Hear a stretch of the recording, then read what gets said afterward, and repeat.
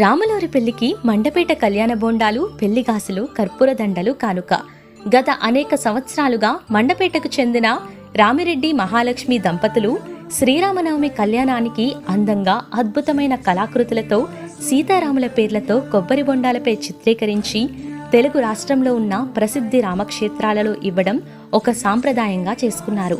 వాటిలో భద్రాచలం, ఒంటిమిట్టి, రామతీర్థం, మండపేట, గొల్లల మామిడాడ, సత్యవాడ తదితర క్షేత్రాలకు శ్రీ స్వామివారి కళ్యాణ సమయంలో ఇవ్వనున్నారు. చైత్రమాసంలో శ్రీరామనవమి కళ్యాణం భద్రాచలంలో అత్యంత వైభవంగా జరుగుతుంది. ఆ జరిగేటువంటి కళ్యాణం కూడా అభిజిత్ లగ్నంలో రావటం అనేది విశేషం.